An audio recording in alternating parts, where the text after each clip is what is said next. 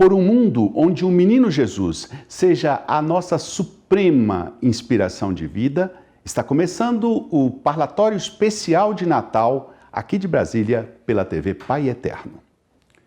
Dom Pedro Casaldáliga, bispo, poeta e profeta, falecido em agosto deste ano terrível de 2020, falava do Natal em um poema.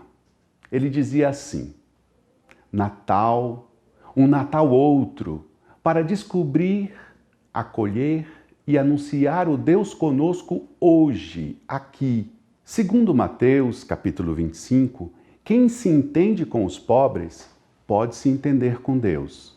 Somente assim, feito criança, feito Deus vindo a menos, poderíamos te encontrar diariamente nosso, entre Belém e a Páscoa, Jesus, o de Nazaré.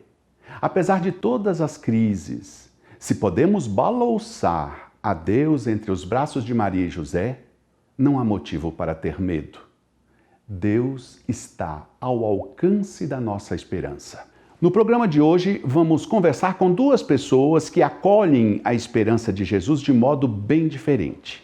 O jornalista e escritor Rodrigo Alvarez, que recentemente escreveu 2 volumes sobre a vida terrena e a mensagem do menino de Belém, e a professora universitária Irmã Maria Freire, doutora em teologia dogmática e coordenadora geral da Congregação das Irmãs do Imaculado Coração de Maria.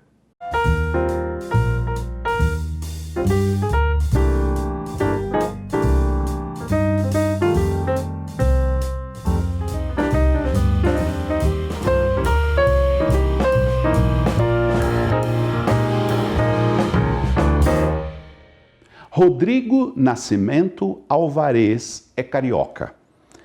Formou-se em jornalismo pela Pontifícia Universidade Católica do Rio e fez pós-graduação pelo IBMEC. Atuou vários anos na Globo News e na TV Globo. Em 2013, foi cobrir o Oriente Médio com base em Jerusalém. Essa experiência colocou o jornalista numa rota diferente como escritor. Seu primeiro livro foi No País de Obama. O segundo, Haiti depois do Inferno.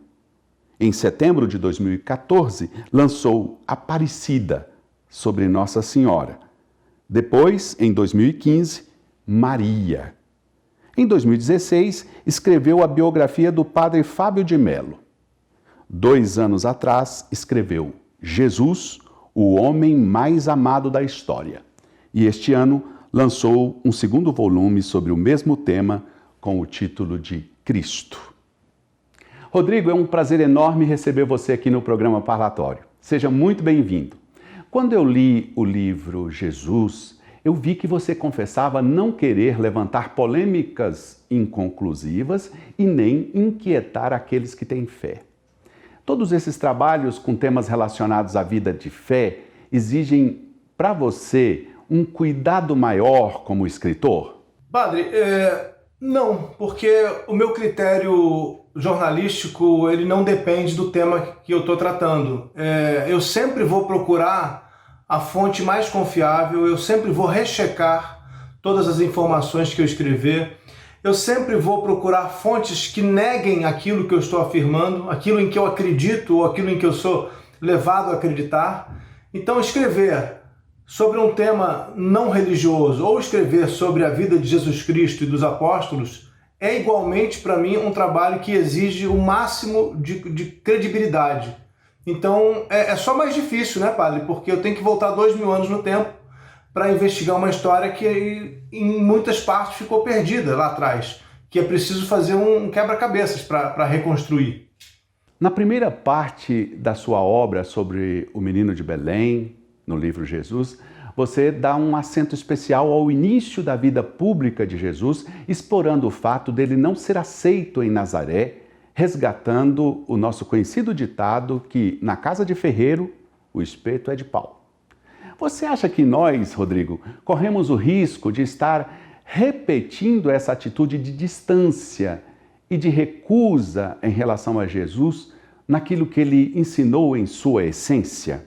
Padre, eu entendo que A gente não conhece Jesus o suficiente até hoje, né? A gente não teve dos evangelistas, nem dos outros textos do Evangelho, perdão, a gente não teve dos evangelistas, nem dos outros textos do Novo Testamento, informações biográficas precisas. A gente sabe, né, que eles não tinham a intenção de fazer biografia de Jesus, não era uma modalidade literária daquela época, fazer uma biografia. O Evangelho era um livro que retratava a missão, a vida pública de Jesus. Era uma história relacionada à religião e à fé. Então, claro, não tem ali informação sobre a mãe de Jesus. As pessoas me perguntam às vezes, Rodrigo, por que você não conta a história de Santana? Ora, eu não conto a história de Santana porque nós não conhecemos a história de Santana. Sendo bem franco, a gente não tem nem certeza de que o nome da mãe de Maria era Ana. Esse é um nome que a tradição adotou. E a gente respeita e assume que esse foi o nome da mãe de Maria, porque na realidade não faria diferença o nome preciso da mãe de Maria, mas sim que ela foi a mãe de Maria. Então, quando a gente volta para contar a história de Jesus, é muito difícil lidar com tudo que foi sendo reconstruído ao longo da história. Por exemplo, a infância de Maria de novo, né? A gente vai no proto-evangelho de Tiago. É um texto ficcional, a gente sabe, né, padre, que são textos que foram construídos para preencher lacunas e não havia base histórica. Aí a gente vai de novo para falar sobre Jesus. A base histórica de Jesus, em alguns momentos, era frágil e até chegou a ser questionada por estudiosos, com os quais eu discordo veementemente, que afirmaram por muito tempo que Jesus sequer teria existido. Eu tenho aqui na minha biblioteca livros, alguns deles precisei ler para entender o que eles argumentavam, que diziam que Jesus não tinha existido, que era tudo uma grande ficção, quase como se fosse uma grande teoria da conspiração, algo que está tão em moda hoje, né? Criar personagens, criar histórias e convencer o mundo inteiro daquilo. Seria tão ridículo inventar um Jesus Cristo, né? Inventar toda essa história seria tão absurdo. Mas houve quem afirmasse isso, por quê? Porque há inconsistências nos evangelhos. Por exemplo, um momento que é muito fácil da gente ver essa discrepância. No Evangelho de João, a gente tem só Maria Madalena como testemunha da ressurreição. Nos sinópticos, né, nos outros evangelhos, a gente tem as mulheres, Madalena entre elas. Então, por que um evangelista relatou de uma maneira, outro relatou de outra? Qual é a verdade? É importante ter certeza sobre essa verdade? Provavelmente não. Provavelmente isso não mudaria o fato que está sendo ali afirmado, a ressurreição de Jesus. Então, o meu trabalho histórico é justamente tentar entender, primeiro, em que contexto tudo aconteceu, né? É importante entender, porque a história é feita de homens, afinal de contas, né? Quem trouxe a mensagem de Jesus para nós foram os homens que o seguiram e as mulheres. Eu gosto, padre, de trazer de volta o papel de Madalena. O Papa Francisco recentemente já declarou isso com toda clareza, a apóstola dos apóstolos, né? Não há mais razões para se apagar Madalena da história e se ocultar o papel importante que ela teve entre os discípulos. Então é muito difícil voltar naquele tempo com informações tão pouco precisas, porque, de novo, os evangelhos não tinham essa preocupação.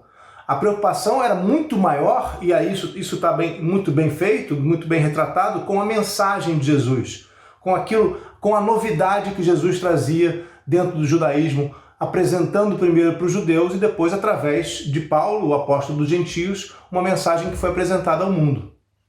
Rodrigo, você usa uma expressão interessante quando passa a contar a pregação de Jesus. Você diz que ele se apresenta como alguém que reinterpreta a lei judaica, desafiando os sábios e os sábados.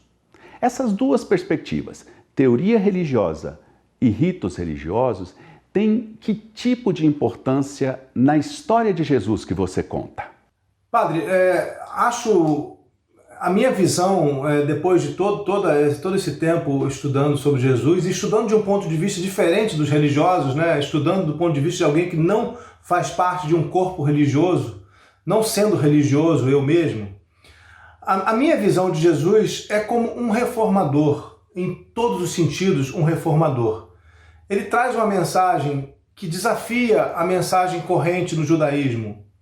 ele tenta mostrar primeiro aos judeus, né, e depois a gente vai saber dessa notícia através dos discípulos, mas ele tenta mostrar que aquilo que está sendo feito em nome de Deus não está fazendo mais sentido. Essa é a minha interpretação hoje, tá? Não, é uma interpretação pessoal minha.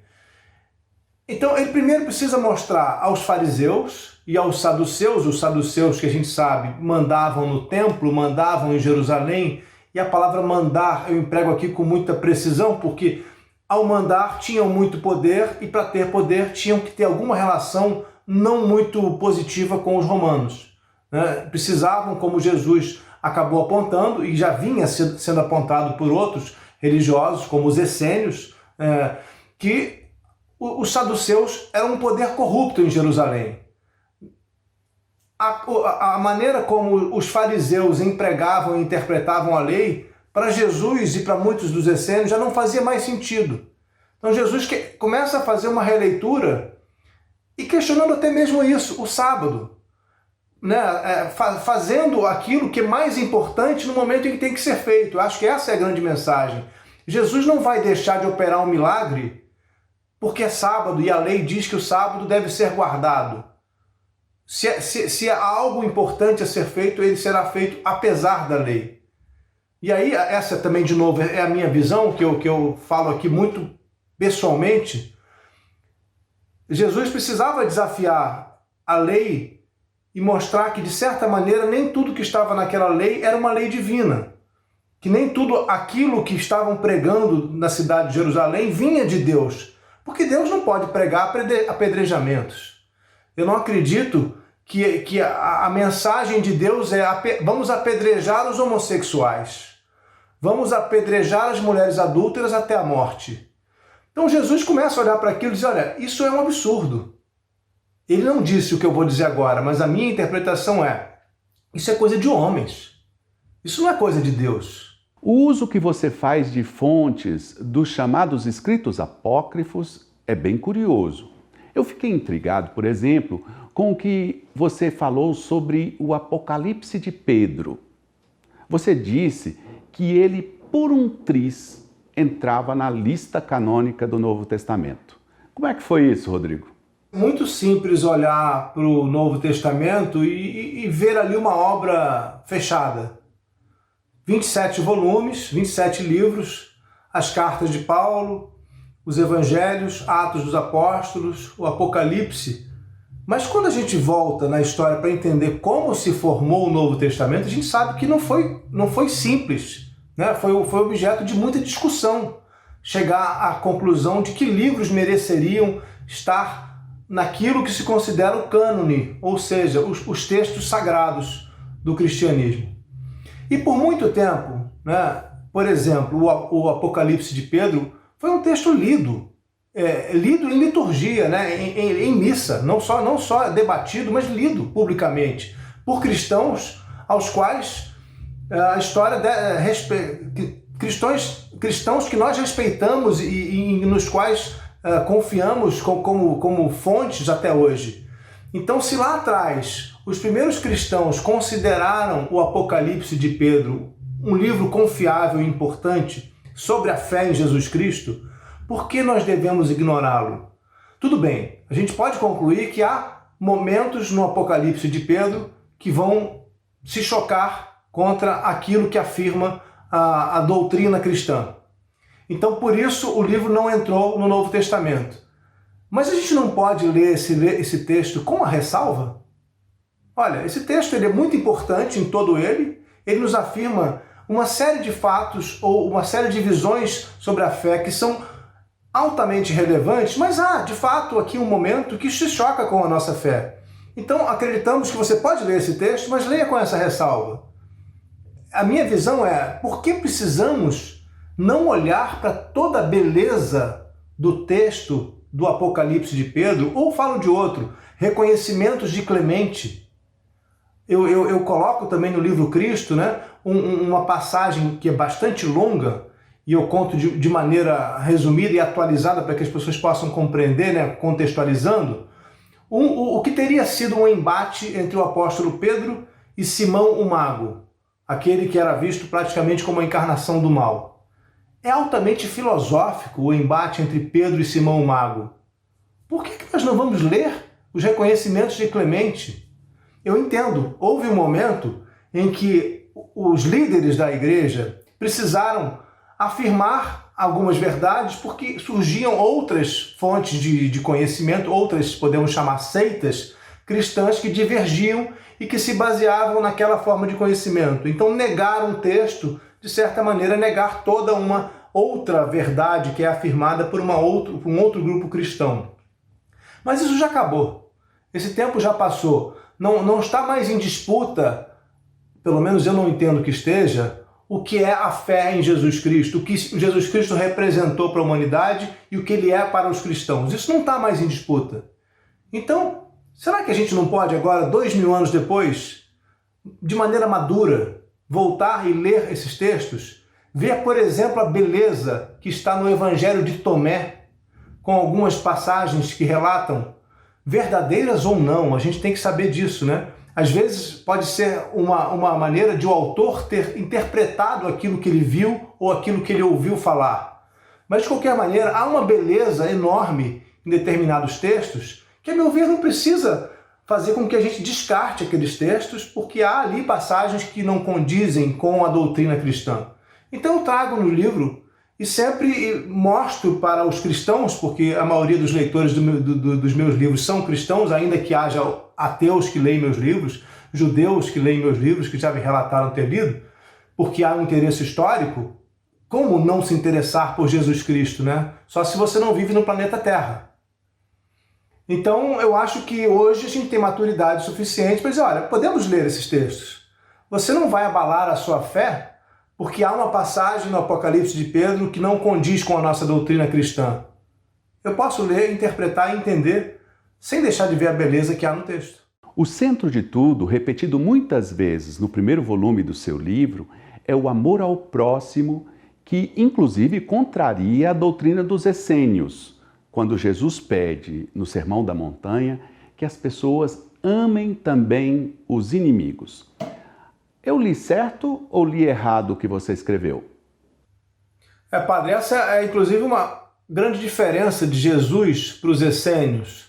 A gente tem hoje elementos para acreditar que o pensamento de Jesus, especialmente nos anos em que a gente não tem notícia dele, pode ter sido influenciado pelos essênios. A gente também tem muito elemento até arqueológico para acreditar que João Batista pertencia ou pertenceu por algum momento à comunidade essênia, e João Batista é aquele que faz a iniciação de Jesus na vida pública dele. Então o pensamento essênio, em muitas maneiras, ele entra dentro do pensamento dos primeiros cristãos e faz parte também da maneira como Jesus se apresenta ao mundo. Agora, Jesus rompeu com os essênios. Os essênios, aqueles homens, né, que viviam nas montanhas do Mar Morto, que viviam isolados, como quase eremitas das montanhas, eles eram em grandes formas, né, eram de muitas formas maniqueístas, tinham um pensamento dualista de sim e não, de bem e de mal. Jesus rompe com isso, né? Não há mal em todo mundo. Eu não sou um filho da luz e preciso, portanto, odiar e lutar até a morte e desejar a morte dos filhos das trevas, que são aqueles que não comungam da minha maneira de ver o mundo. Jesus, ao contrário, Jesus aceita o outro. Jesus aceita o samaritano, a samaritana. Jesus aceita o estranho, o estrangeiro. Aceita a diferença. É uma mensagem tão poderosa que chegou até o nosso tempo. Tão poderosa que, mesmo havendo uma diferença entre o que pregavam os apóstolos de Jesus e o que veio a pregar Paulo, apóstolo dos gentios, conforme ele mesmo se denominou, pregando para outros povos, nessas duas mensagens o amor continuou prevalecendo. A mensagem de amor era tão forte em Jesus que foi uma constante tanto entre os apóstolos que o seguiram, quanto nos outros pregadores que vieram depois, como Paulo, que foi o grande propagador do cristianismo. E é a mensagem que a gente precisa ouvir hoje, Padre. O ser humano está voltando a ser essênio, achar que somos uns filhos da luz, outros filhos das trevas. Primeiro que não somos nós exclusividade de nada de Deus. Nós não somos exclusividade nenhuma. Há pessoas boas em todos os lugares e há em todos o bem e um pouco do mal. O mal não é privilégio de alguém também. Então, quando Jesus olha para o outro, mesmo para o estranho, com amor, esse é o maior ensinamento que ele poderia ter dado para a humanidade. E acho que talvez será por isso que a gente nunca vai poder esquecer de Jesus, mesmo que passem muitos anos, mesmo que a humanidade mude muito, e a gente sabe que as mudanças acontecem, mas não parece haver outra fonte mais precisa, mais contundente da ideia de que é preciso amar ao outro, assim como a gente se ama, é preciso gostar do outro e não detestar o outro, é preciso desejar o bem para o outro, desejar que o outro viva.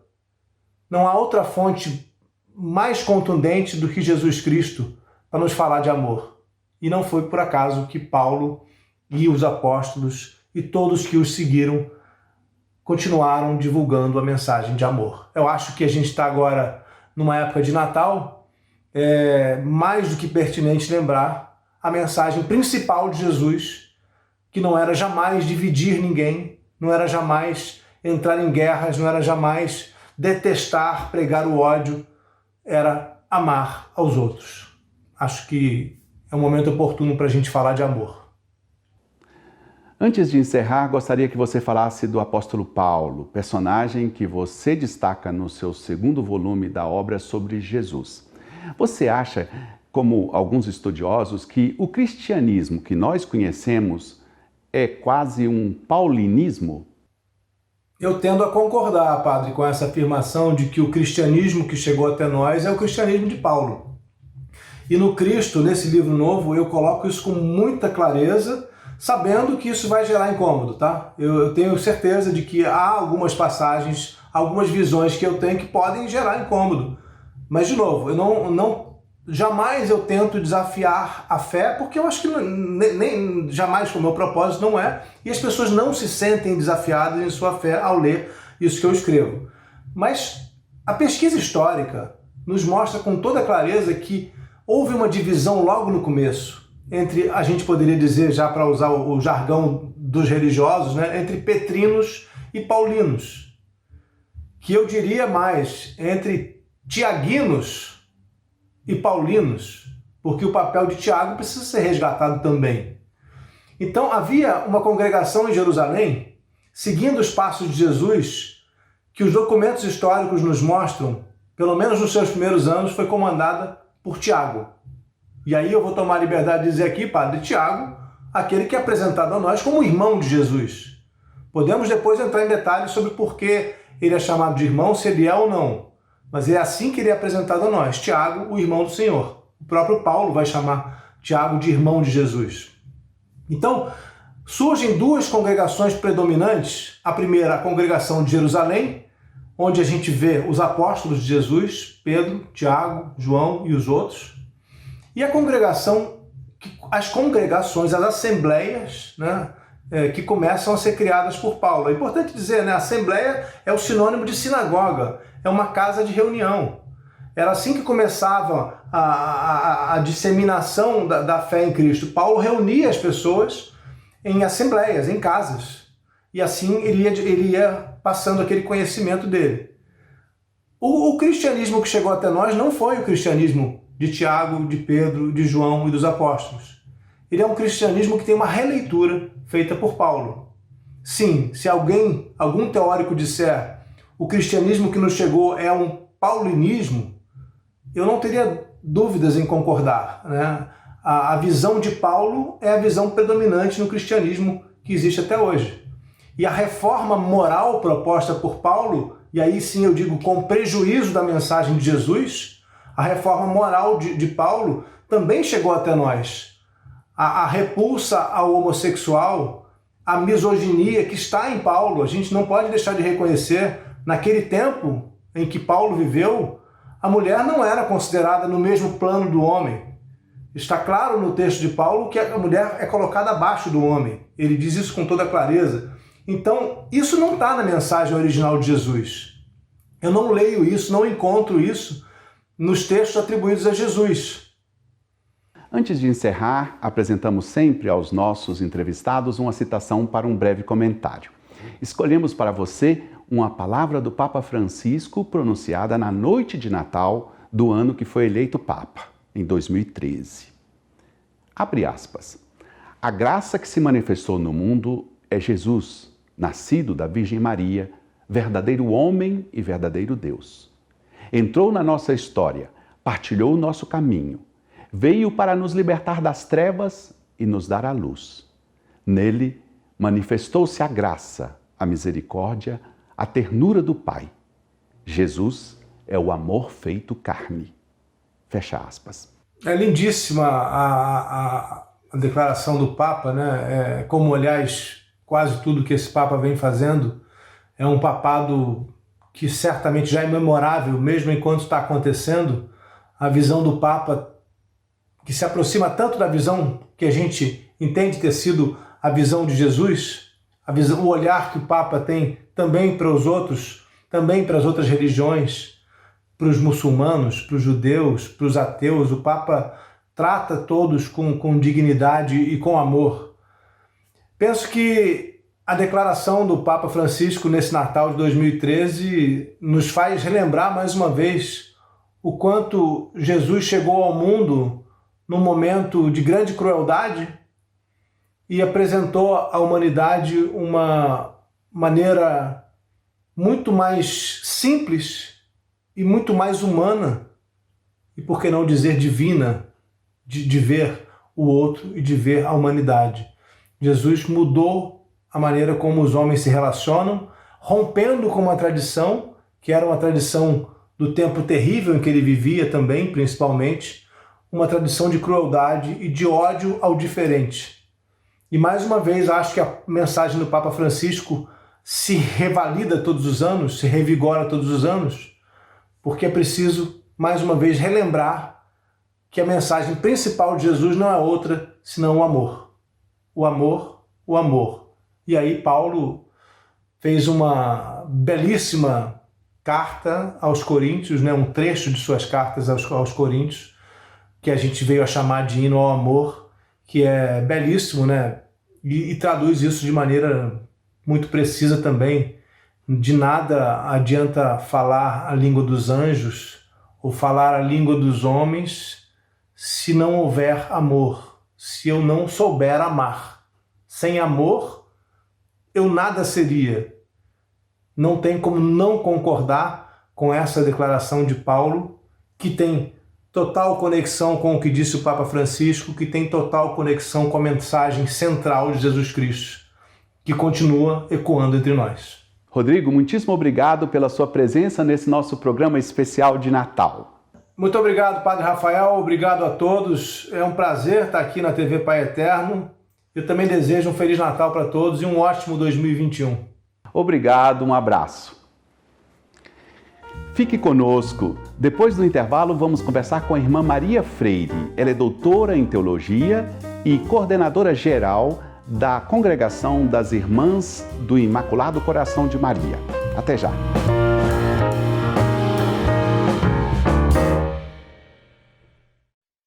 O que você faria por amor? Faria promessas? Abriria mão de si mesmo? Vamos falar sobre prova de amor, de alguém que por amor foi condenado e crucificado, morto e sepultado, mas que venceu a morte e ressuscitou, subiu aos céus e está sentado à direita de Deus Pai. Retribua o amor de quem doou a própria vida por você.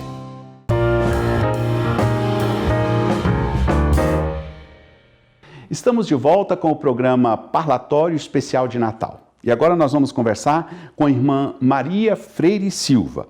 Ela é mestra pela Pontifícia Faculdade de Teologia de Nossa Senhora Assunção de São Paulo, doutora em Teologia Dogmática pela Pontifícia Universidade Gregoriana de Roma, na Itália, foi professora universitária até o ano de 2018, quando foi eleita coordenadora provincial da província Nossa Senhora de Guadalupe, com sede em São Paulo, missão que exerceu até a sua eleição como diretora-geral da Congregação das Irmãs do Imaculado Coração de Maria.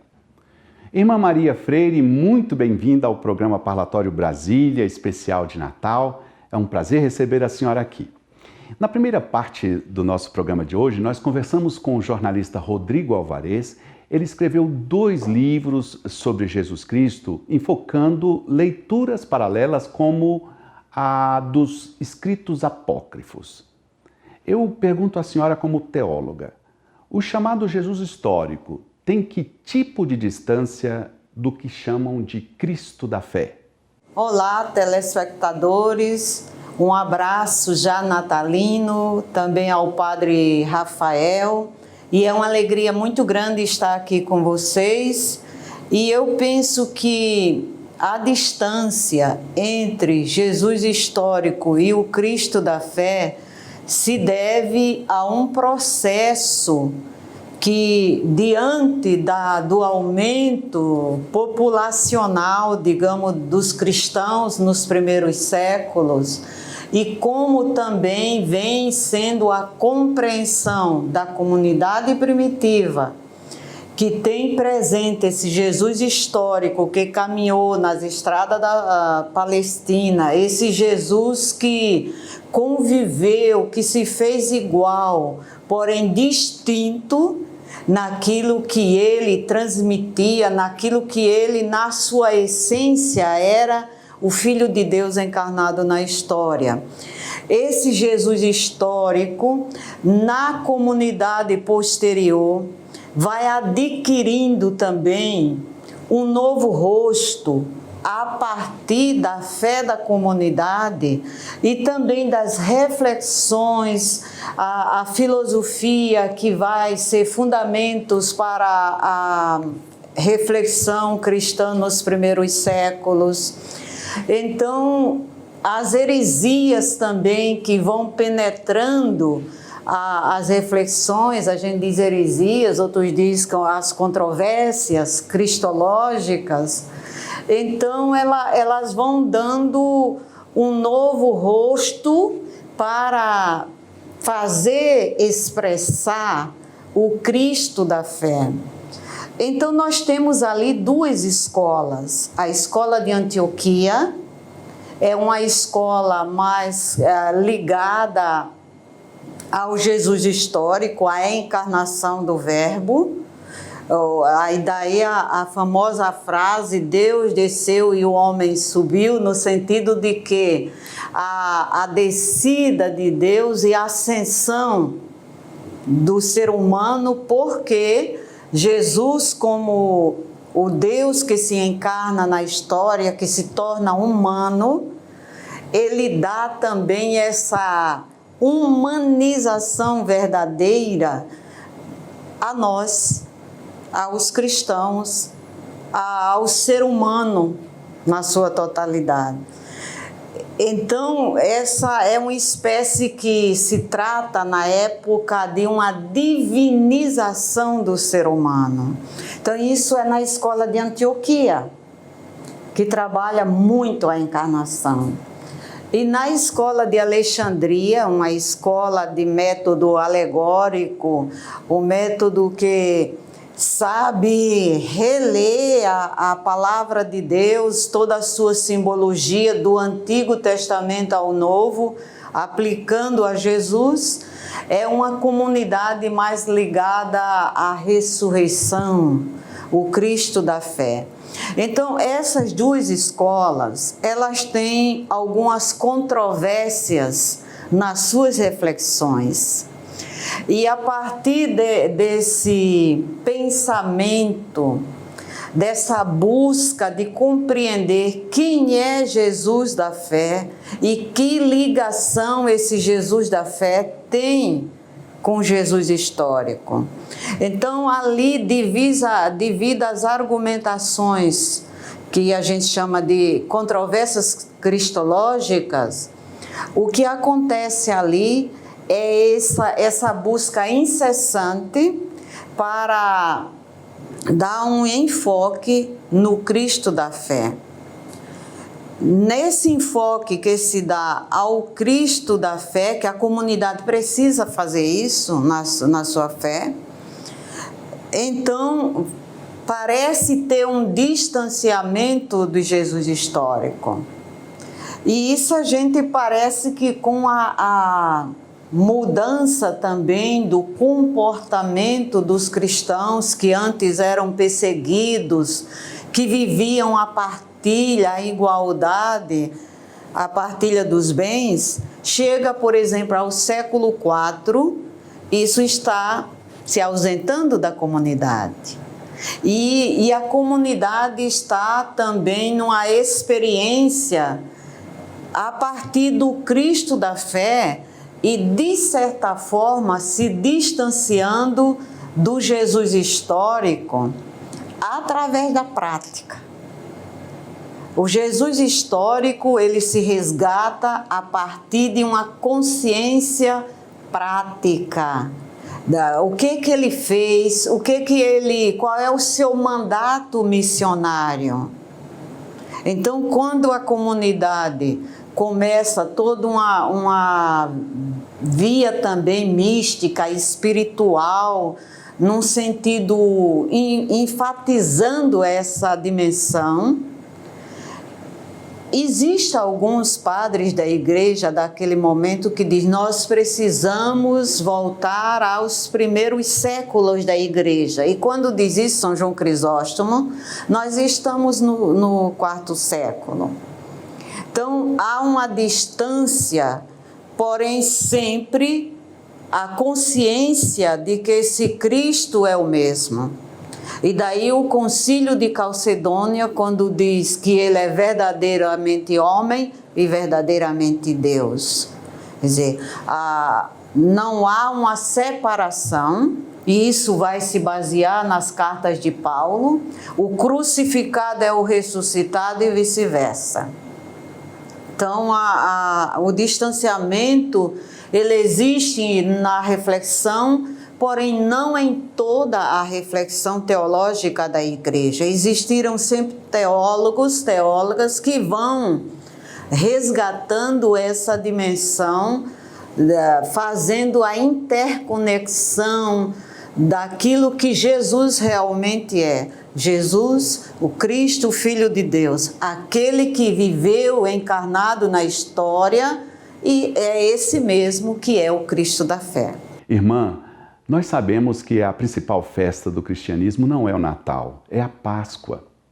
Então eu pergunto para a senhora, como que a senhora entende que a festa do mistério da paixão, morte e ressurreição de Jesus pode iluminar esse dia no qual vemos Cristo como uma criança deitado numa manjedoura? A festa, dizia Santo Agostinho no século IV, quando nós celebramos o Natal, ele dizia: eu não sei se eu estou celebrando a Páscoa ou se estou celebrando o Natal. Aí ele diz: mas quando eu celebro a Páscoa, celebro o Natal. Quando eu celebro o Natal, eu estou celebrando a Páscoa, porque ambos são a vida em plenitude de Deus. Então, a morte e a ressurreição de Jesus é a vida na sua plenitude. É o retorno de Jesus ao Pai para permanecer conosco eternamente.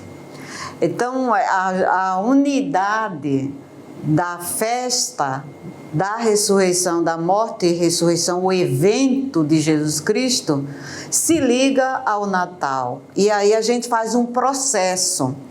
Por que que Jesus chega à cruz? Porque ele se encarnou na história. A encarnação é um risco. E se encarnando, ele vive uma missão que não é aceita pela sociedade. E por isso ele morre na cruz, porque foi um missionário na radicalidade do projeto de Deus, na defesa da vida. E hoje o Natal pode iluminar a defesa da vida, unindo que esse menino que nasce é o mesmo que chega à cruz, que morre, mas ressuscita. A palavra definitiva de Deus é a vida. Nesse contexto, esse menino, essa criança, ilumina também a nossa força, o nosso discernimento diante da realidade, de mentiras. Esse menino é a verdade. Numa sociedade onde a corrupção, ela se estrutura de tal forma que ela acontece descaradamente. E o povo assiste sem ter também algo o que dizer. Ou não pensa, mas o Natal vem iluminar essa realidade, dizendo que Deus é o defensor da vida, que Ele toma o partido dos pobres. O partido de Deus é o partido dos pobres, é o partido dos doentes. E hoje nessa sociedade nós temos também a esperança no caos. Nós temos os profissionais da saúde, médicos, enfermeiros, enfermeiras, tantos quantos, dando sua vida também para defender a vida do doente. Então, isso dá esperança numa sociedade onde existem pessoas solidárias a ponto de doar a sua vida. Isso é uma relação muito grande com Cristo. O médico, os enfermeiros, eles se encarnam na realidade dos doentes, sabendo que tem risco. E as pessoas, grupos de solidariedade que foram aumentando nesse tempo de pandemia no Brasil e que às vezes nós não olhamos, porque temos a tendência de olhar mais aquilo que está explodindo e que é negativo. A morte, que realmente é difícil, quantas pessoas morrendo. E ainda nossos políticos dizendo coisas que não se deveria dizer, mas que deviam estar na praça da história, ajudando a defender a vida, a refletir o que fazer de melhor para a defesa da vida. Então, o Natal, esse menino, é a força da encarnação e da ressurreição nessa realidade conflituosa. A senhora podia compartilhar conosco, por gentileza, a missão e o trabalho das irmãs da congregação da senhora? A minha congregação, nós temos o tema do capítulo geral recém-realizado, era em fidelidade à raiz fundacional no compromisso místico-profético com a vida. E o lema, saiamos às pressas, a vida clama. Isso já nos coloca, de certa forma, em deslocamento. O trabalho das nossas irmãs, ele está abrangendo várias áreas missionárias onde a congregação está. Na África, no Haiti, na Bolívia, no Brasil, em Roma. E nós temos trabalhos diversificados também. E há muitas irmãs que trabalham em missão, a gente diz assim, de fronteiras ou de desafios mais, que tem que apostar no inédito, que é o trabalho contra o tráfico de seres humanos. As irmãs trabalham agora com a questão do meio ambiente a partir do Sínodo para a Amazônia. As irmãs trabalham, temos uma comunidade em Manaus que trabalha com essas realidades. E é uma comunidade que abrange territorialmente, geograficamente, um espaço muito grande. E nós temos outras comunidades com juventudes, com mulheres, e ali nós temos um trabalho de solidariedade, os projetos solidários que a congregação faz em norte e nordeste do Brasil, ali também no sudeste, e nós temos as obras socioassistenciais que trabalham também com crianças de favelas, de cortiços, como é o caso de São Paulo e Rio de Janeiro, as favelas. Então há um trabalho na defesa da vida muito grande também no Haiti, na África, e o trabalho missionário da evangelização a partir da palavra de Deus, de grupos, de círculos bíblicos, da catequese, a iniciação cristã. Nós temos também esse trabalho que abrange o Brasil todo. E nós temos o trabalho das unidades escolares, as escolas, onde também a gente tenta fazer um trabalho que esteja ligado a esse tema que nós escolhemos, que o tema é para a congregação. Então, o que nós queremos é que cada espaço de missão onde nós estamos, que possa desenvolver sempre um trabalho em defesa e projeção da vida. Isso é importante para nós. E o sonho que nós temos de ser uma congregação dentro de uma igreja em saída, como a quer o Papa Francisco, e tanto nos tem exortado. Irmã Maria Freire, nós sempre encerramos nossas conversas aqui no programa Parlatório pedindo os nossos convidados para comentar brevemente uma citação. Hoje trouxemos para a senhora uma palavra do Papa Francisco proferida durante a homilia da Missa de Natal de 2018. Abre aspas. Belém é o remédio para o medo, porque lá, não obstante os nãos do homem, Deus diz para sempre sim. Será para sempre Deus conosco. Fecha aspas. Deus remédio. O Papa Francisco fala sempre da questão do remédio, a Eucaristia é remédio. Isso vem dos primeiros séculos da Igreja, que o menino que nasce para nós, ele é remédio. E isso é uma verdade, porque o remédio, ele cura nossas doenças. Quando nós falamos que o Natal, o menino que vem, é remédio, esse remédio, ele abrange a totalidade de nossas doenças, sejam corporais, sejam espirituais, sejam mentais, digamos. Esse menino atinge, ele é abrangente.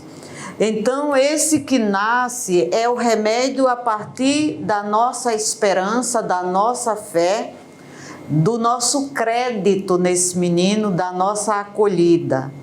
Então, o que o Natal faz para que seja o remédio da nossa vida é justamente essa grande comunhão, essa busca de nos articularmos como humanos e também com o meio ambiente, a casa comum, como diz o Papa Francisco, e nos curarmos mutuamente.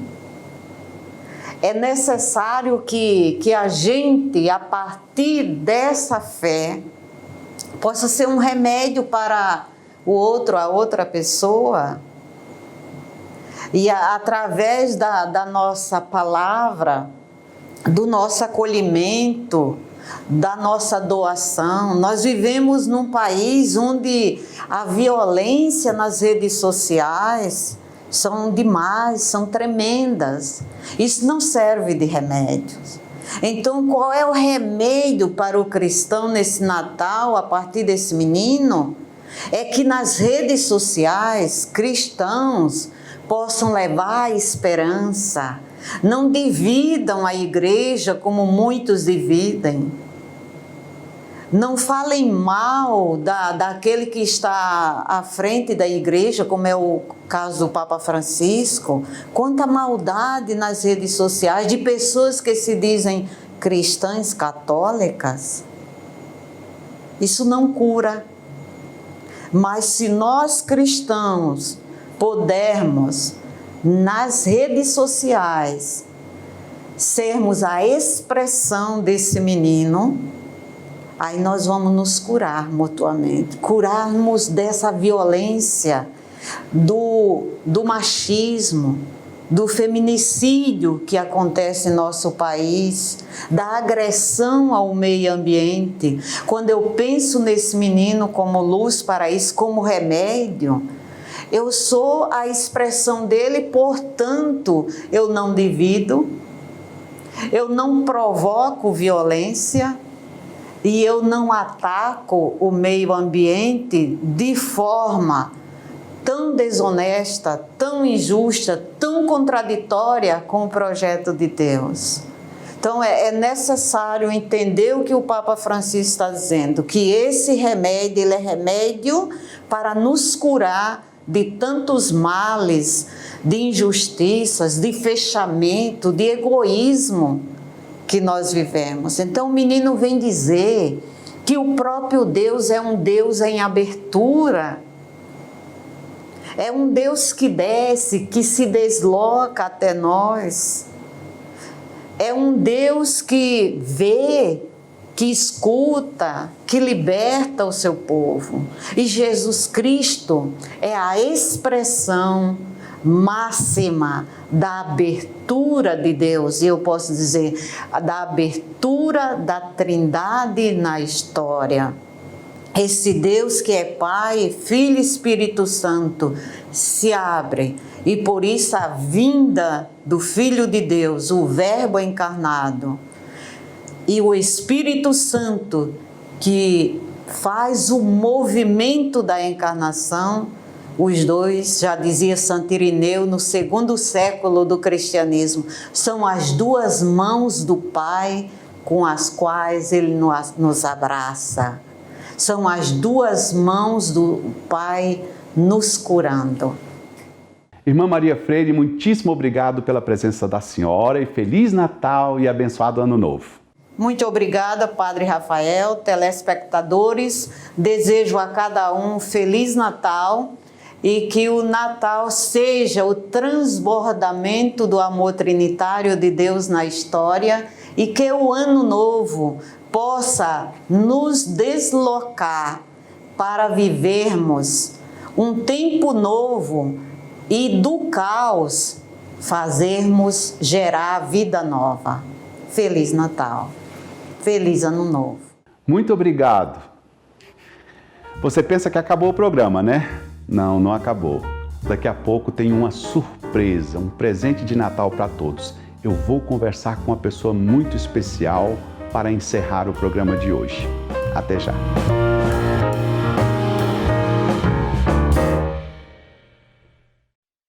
O que você faria por amor?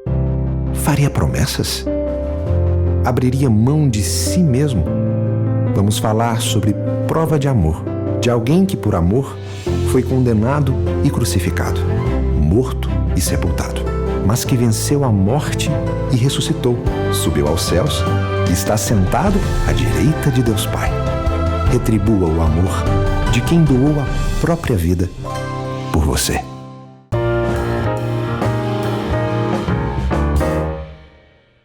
Estamos de volta para revelar a nossa surpresa prometida no bloco anterior e a gente pensou assim, hoje é dia 25 de dezembro e para encerrar o programa parlatório seria bom saber a opinião de uma criança, de um menino.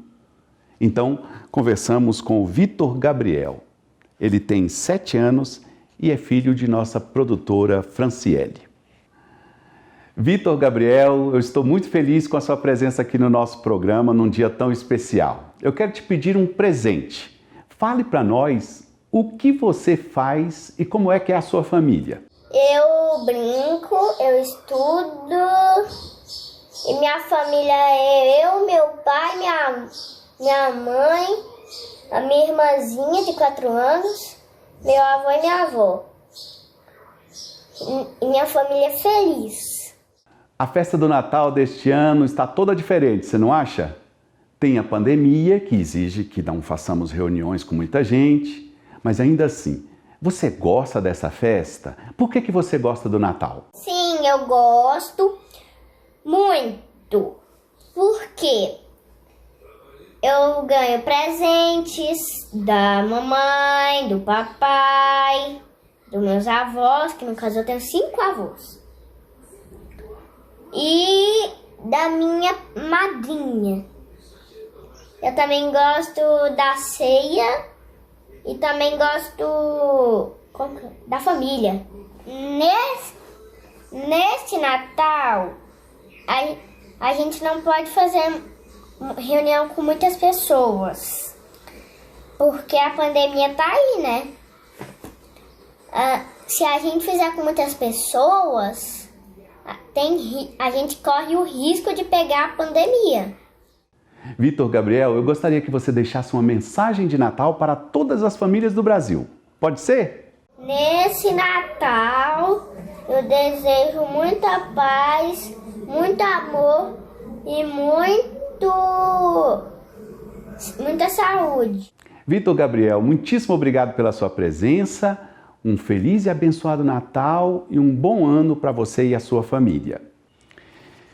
Nosso encontro especial de hoje foi longo, mas valeu a pena. Ouvimos coisas lindas. Eu agradeço a você pela paciência e pela companhia. Feliz Natal e até a próxima.